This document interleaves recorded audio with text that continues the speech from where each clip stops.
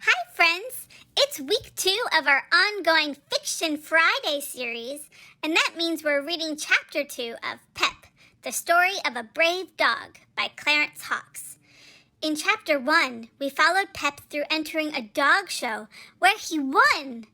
Imagine that, an English Bull Terrier winning a fancy dog show. Everyone was surprised, but not Pep, for he was the bestest and winningest dog there. At the end of the chapter, Pep's master gets a telegram that tells him he's being drafted for the war. This is the first Great War, World War I, and it was a scary place for any man to be. So when Pep's master gets the news, he is understandably upset. Now we'll get to find out how he deals with this news and follow him through his and Pep's next part of the journey in Chapter 2. Feel free to read along. The link is in the description. Now, on with the show. Chapter 2, The Runaway. Pep's master was very quiet all the way home, and the wise dog knew intuitively that he was disturbed about something. He tried several times by rubbing against him to get him to notice his blue ribbon dog, but after several futile attempts he settled down at his end of the seat and went to sleep with his muzzle on his master's knee. He had often seen the doctor like this, when studying on some perplexing case, so he wisely left him to his thoughts. Occasionally, he would wake up and look at him out of the corner of one eye, when he would find him studying the disturbing letter that the messenger boy had given him. It was not until they were almost home that the doctor aroused himself and took the dog into his confidence. "Pep, old boy," he said, stroking his sleek sides, rubbing his nose, and pulling his ears gently in a way he loved. "We have got a hard task ahead of us. I don't know what the mistress will say. We have expected it for weeks, but it will be a shock just the same." The motor was waiting for them at the station as the doctor had telegraphed ahead, and they were soon whizzing through the darkness towards Pep Kennel, which he considered the best spot on earth. "How did the mistress take it, Thompson?" asked the physician as they bowled along. "I did not say what was up, but I imagined she would guess. You know I had intended to stay the rest of the week." "She knew right off. She is bearing up well, sir, but it is a great blow to us all. She's a brave little woman, doctor, and won't show the white feather."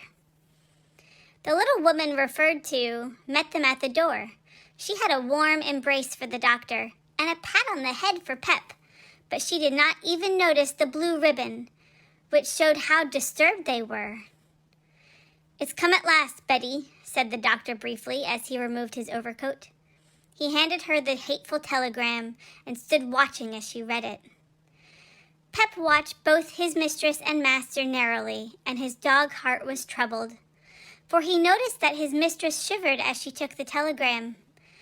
The little cry that escaped her as she read it made him whimper and go to her, standing on his hind legs and putting his paws on her knees. She reached down and stroked his glossy head, and a tear fell on his upturned muzzle. "I wouldn't have you miss it for the world, John," she finally managed to say. "It's a man's part, and you are every inch a man.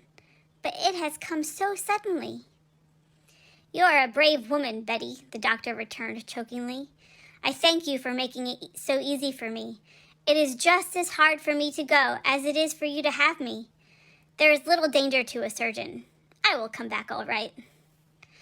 "Look at Pep, Betty. He wants to show you his blue ribbon. He is a blue ribbon dog now. He'll take care of you while I am gone. Won't you, old sport?" The mistress admired the trophy as much as Pep could have wished, but somehow it did not satisfy him. He knew instinctively the house was filled with tragedy, and what was a blue ribbon more or less when such things were happening? For the next 2 hours, everyone hurried frantically to and fro. Such confusion Pep had never seen in the well-ordered house. The mistress would suffer no hands but her own to finally pack the doctor's suitcase. Others might hand things to her, but her hands must tuck them away for him. Pep followed disconsolately from room to room, keeping out of the way as well as he could, He finally took up his position by the front door and waited. This was the door through which his master always left when he went on important missions. He determined not to be left behind. If it made his mistress feel so badly to have his master go away, he would go with him. Then she would know he would be safe. Of course, all this packing meant his master was going away. He had seen it many times before, but why they hurried so, and why everyone's heart ached, he could not imagine. At last, everything was ready, and Thompson and the motor were at the door. The doctor came into the office. Pep saw that his face was very white. The mistress came in also and stood close to them. Her face was also white, and she was trembling. Neither spoke for several seconds. Then the doctor took her into his arms and held her tight for at least a minute. Then, still without speaking, he set her gently down in the large easy chair, and with a sudden motion, slipped out of the front door with his suitcase. He went so suddenly that the cry of the mistress and the bang of the door sounded almost together. The closing door missed Pep's muzzle by barely an inch. He leaped at it, and he whined frantically and whimpered as the motor rolled away. Then, like the faithful companion and sympathetic friend that he was, leaped into his mistress's lap to kiss away her tears and comfort her. She hugged him to her heart and poured out her grief in his sympathetic ears. Of course, he did not know just what made her feel so badly, but he snuffled in unison with her and told her as plainly as a dog could that he felt just as badly as she did, and that they were fellow sufferers. Finally, the mistress dried her eyes and went to straighten out the house. Pep lay down upon his favorite rug to think. He did not intend to submit tamely to being left behind in this unceremonious manner. He thought to such good advantage that when Thompson came back with the motor, he had fully made up his mind. When the chauffeur at last came in after putting up the car, Pep was waiting for him at the front door. He had his muzzle close to the crack so as to be ready. Thompson had barely opened the door and squeezed partly through, for he had been warned to look out for Pep, when the terrier shot between his legs, and with a scurry of feet along the walk, he was gone into the darkness. A second later, he was out on the street running frantically for the depot. Thompson and the mistress whistled and shouted, but he paid no attention to them, and they saw him disappear 20 rods around a corner, running like the wind. "He's gone after the doctor. The little cuss has gone to war," cried Thompson. "What shall we do? The doctor told me half a dozen times tonight to keep an eye on him." "Take the motor and follow to the station. He can't go further than that." So for the second time that night, the doctor's machine whizzed away to the depot. Thompson had to put some gasoline in the car before he could follow, so Pep reached the depot 5 minutes ahead of the machine. Instead of finding the train puffing away on the tracks as he had expected, the rails were clear. His master had gone. He was too late. He sniffed frantically up and down the platform to find the scent, but there was none that he could recognize. Then he remembered the track, the 2 shining sticks that the train always ran upon. He knew which way his master had gone, the one way to New York. He looked up at the station platform and away into the darkness. Then Thompson and the motor whizzed up. That decided him. He turned his nose towards New York and galloped frantically down the track. Meanwhile, the doctor sat in the smoking car chewing savagely on the end of his cigar, looking gloomily out of the window. His home and his wife had hitherto been all in all to him. Now his country had called him. He found to his surprise that there had been all the time a deep sense of love of country lying dormant in his nature. A newsboy on the train was selling small silk flags. The doctor purchased one and placed it in his buttonhole. His fingers now fondled it lovingly as he mused. All that he loved here in the homeland was dropping further and further behind. This new strange passion for country was taking him far from home, wife, and friends, to what hardships and struggles he knew not. It did not matter, though, as long as he came through safe and sound. At this point in his reflections, a shiver ran through the train. At first it was only a tremor, but immediately it grew into a crashing, grating, grinding sound. The train buckled in the middle, raising 3 cars fairly from the track. Others swayed this way and that. There was the sound of breaking car floors, of shattered glass, and grinding car frames, together with the more frightful sound of ripping of rails and the breaking of ties. But shot through all these mighty sounds of destruction was the frantic screams of women and the hoarse cries of men who fought and struggled as they felt themselves hurled to their doom. It was only a broken axle that had caused all this destruction of life and property, so the superintendent's report said a few days later. The car in which the doctor was riding fared better than many of the others, and merely toppled to its side after being butted off the track. The physician was thrown across the aisle, but not injured. Almost before the rest of the passengers knew what had happened, he was on his feet and breaking his way out through a window. 5 minutes later, he was going from point to point attending the injured, organizing relief and giving what aid he could with the limited means at hand. Meanwhile, Pep was galloping frantically after the express train. He had not dreamed it was such a long way to New York. It had always seemed like a very short ride to him while sitting on a car seat looking out of the window. Surely the great snorting thing which drew the train had long legs and ran very fast. For an hour, the terrier galloped at his best pace, but the straight and level way stretched on just as straight and unending as it had been when he started. By this time he was getting tired, so he slowed down and began to wonder if he should ever reach the great city where he had been so recently to the dog show. Perhaps he had not done right to come. He knew well that Thompson and his mistress had called him. He had heard them plainly. Perhaps his master would not even be glad to see him. Maybe he would rather he had remained at home to guard the place while he was gone. His thoughts were probably not quite as definite as this, but he began to have misgivings about running away. Now a bright light loomed up in the distance. It was the train. No, it could not be. It was coming towards him. On it came like a terrible demon, rushing straight at him. He bolted down the embankment to safety just as the train swept by. It was on one of the other tracks and would not have harmed him, but it was just as well to not take any chances. He had seen a careless dog cut in two once at his hometown station. Again, Pep took to the rails and galloped on for another 15 minutes. Then his patience was rewarded, for he saw a light ahead. Not one, but several. There were men running hurriedly about. The train had stopped. It must be the doctor's train, for it was on the right track. He would find his beloved master soon. Almost the first person that Pep saw as he galloped up to the wreck was the doctor. He was kneeling beside a man lying on the ground. The man was groaning, and the physician was doing something for him. Pep was a doctor's dog, and quite well versed in the way of doctors. He had often sat on his favorite rug in the office during a serious consultation.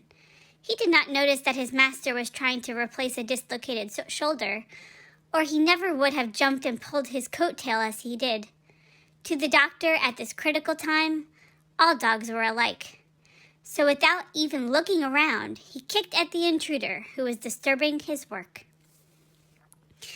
The kick, though slight, caught Pep under the jaw and made him yelp, but it hurt his feelings mightily. Here he had nearly run his legs off to catch up with the train, and his master did not even look around when he barked. Also, an unheard-of thing had happened. He had kicked him. So he retired to the edge of the circle of light that surrounded the wreck and sat on his haunches, watching the doctor work. Presently, the shoulder snapped into place, and the surgeon passed on to the other unfortunates. Pep followed at a distance, always keeping on the rim of light at the edge of the darkness. For half an hour he dodged about, keeping himself half in the shadow watching. Then a wrecking train came by, and a score of doctors and nurses descended. At about the same time, the forward part of the wrecked train, which had not left the rails, was made ready for completing the run to New York. The conductor went up and down, calling for everyone to get aboard. With genuine alarm, Pep saw his master climb into the car nearest the engine, but he did not dare to follow him. He was probably very angry and would not like to see him at all. He saw the conductor wave his arm at the engineer, who was leaning out of the cab window. Then the locomotive began to puff and the train to move. While two cars went past him, Pep stood uncertain. Then with a scramble and a glad bark, he sprang upon the rear platform of the third and last car. He went with such a rush that he nearly slid off the other side, but he finally gained his footing and crouched down beside the door. Presently, the train got up speed. The car swayed from side to side, and he slipped and slid on the smooth floor. The train also made a great noise, which terrified him. He was lonesome also, as there was no one to notice him out there alone in the dark. There certainly was a difference between traveling in a warm coach with one's master and slipping and sliding about on the rear platform, stealing a ride like an ordinary tramp. After about half an hour, which seemed much longer to Pep, the train entered a long, dark underground passage, which he had always noticed just before they reached the great city. They were almost there. When the train at last stopped, Pep slid down from his platform and ran along towards the engine, but his master was too quick for him.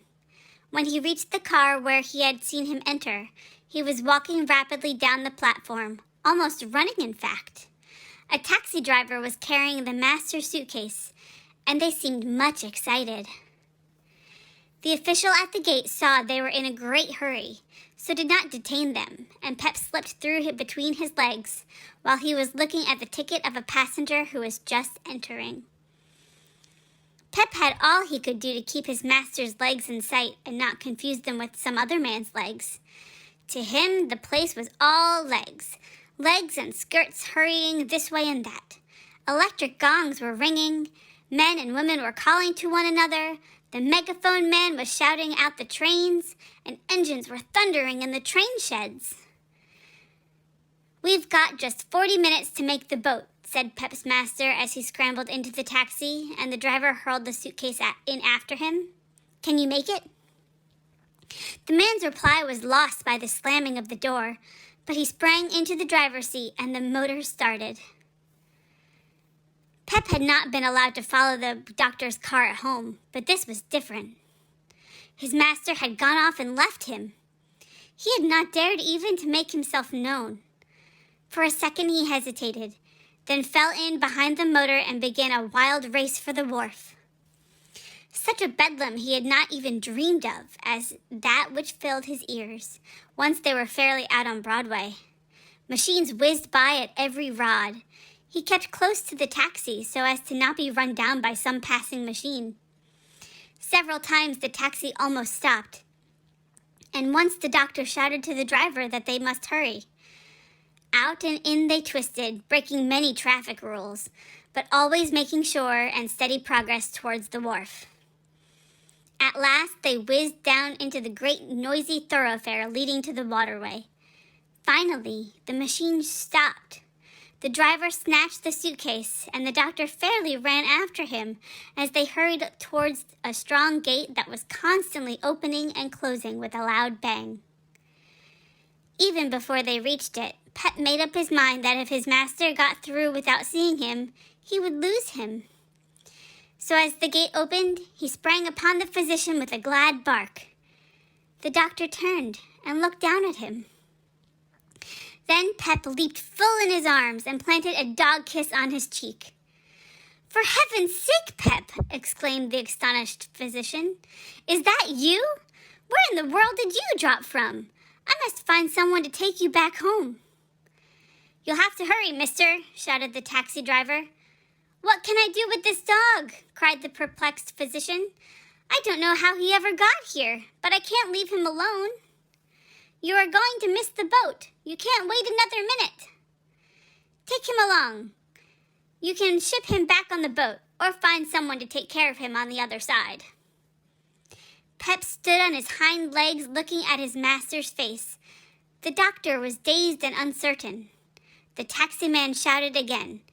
I tell you, the boat will sail in just 1 minute. Take him along, or miss the boat. All right, old pal, it's us for Europe. With these words, the doctor stooped down and gathered Pep in his arms, partially covering him with his overcoat to shield him from fussy officials, and followed the excited taxi driver into the elevator. Up they shot, and then along the gangplanks to the great floating palace which was to be Pep's home for the next 10 days. About 10 seconds later, the tug began straining at the hawser, working the great boat out of her slip. The adventure had fairly begun. Dog and master were upon their way across the Atlantic to take part in the great struggle against the Hun. Woo, friends! That was a harrowing chapter, am I right? Very scary. Poor Pep got left behind by his master when he went off to the war. How sad! But Pep wasn't going to let his best friend go without him. He followed his master on the train, and they were reunited in the end. Now we know that Pep's master is a doctor, and that they live just outside of New York City. It's funny, because my daddy is a doctor, and we live just outside of New York City, too. My daddy works in a hospital there. He doesn't take the train in, though. He drives, because his days are long and driving is faster to get home, to me. So I can understand Pep's wanting to be at his master's side, being a good doctor doggy, because I'm a doctor's dog, too. I soothe my daddy when he's upset, listen to his cases, and try to follow him to work every day. It hasn't worked for me yet, though. Maybe I'll take some tips from Pep. But now Pep is going off to Europe with his master to fight the Germans, and that's a very exciting adventure we'll get to read all about next week in Chapter 3, The Crossing. See you then! And don't forget to join me on Monday for another Music Monday, where I sing another song to entertain all of you. Bye for now!